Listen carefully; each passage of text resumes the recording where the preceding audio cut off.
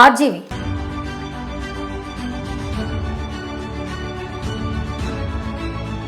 2024 సార్వత్రిక ఎన్నికల ముందు వ్యూహం అనే సినిమాను రూపొందించి వైకాపాకు బహిరంగంగా మద్దతు పలికాడు ఆర్జీవి.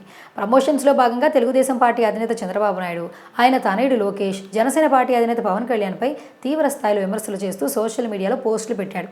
ఆ విమర్శలు హద్దులు దాటి వ్యక్తిగతంగా కించపరిచే విధంగా అత్యంత జుగుత్సాపరంగా సోషల్ మీడియాలో మార్ఫింగ్ ఫోటోలను షేర్ చేశాడు. ఈ విషయంపై ఒంగోలులో కేసు నమోదైంది. కేసు బుక్ చేసిన పోలీసులు విచారణ చేస్తున్నారు. విచారణలో భాగంగా వర్మకు పలుసార్లు నోటీసులు ఇవ్వడం జరిగింది. విచారణ తప్పించుకునేందుకు వర్మ ప్రయత్నాలు చేస్తూనే ఉన్నారు. తనపై నమోదైన కేసును కొట్టివేయాలని వర్మ కోర్టును కోరడం జరిగింది. ఆ కేసును కొట్టేయాలని ఆదేశాలు ఇవ్వలేమని కోర్టు తేల్చి చెప్పింది.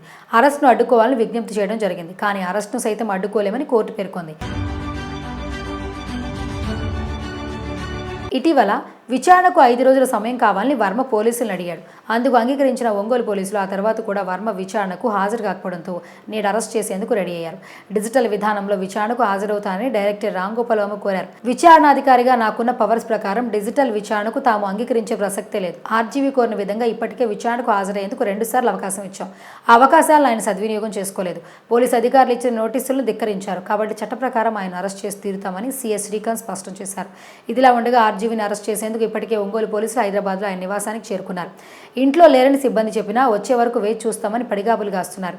2024 సార్వత్రిక ఎన్నికల ముందు వ్యూహం అనే సినిమాను రూపొందించి వైసీపీకి ఆర్జీవీ మద్దతుగా ఉన్నారు. ప్రమోషన్స్లో చంద్రబాబు, పవన్ కళ్యాణ్, నారా లోకేష్లపై తీవ్ర స్థాయిలో విమర్శలు చేస్తూ సోషల్ మీడియాలో మార్ఫింగ్ ఫోటోలను షేర్ చేశాడు. ఈ విషయంపై ఒంగోలులో కేసు నమోదైంది. కేసు కూడా బుక్ చేశారు పోలీసులు. మరోవైపు వర్మ తరపు లాయర్లు ముందస్తు బెయిల్ కోసం కోర్టును ఆశ్రయించారు. ఆ బెయిల్ రావడానికి సమయం పట్టే అవకాశాలు ఉన్నాయి. అప్పటి వరకు వర్మ రహస్య ప్రదేశంలో ఉండే అవకాశాలు ఉన్నాయని తెలుస్తోంది. పోలీసులు మాత్రం ఎట్టి పరిస్థితుల్లో వర్మను అరెస్ట్ చేయాలని పట్టుదలతో ఉన్నారు.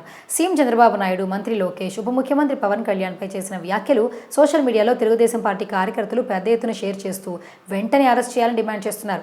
ఇప్పటికే వైకాపా ప్రభుత్వం ఉన్న సమయంలో సోషల్ మీడియాలో అసభ్యకరంగా పోస్టులు పెట్టిన వారిపై చర్యలు తీసుకోవడం జరుగుతోంది. అందులో భాగంగానే వర్మను అరెస్ట్ చేయబోతున్నారట.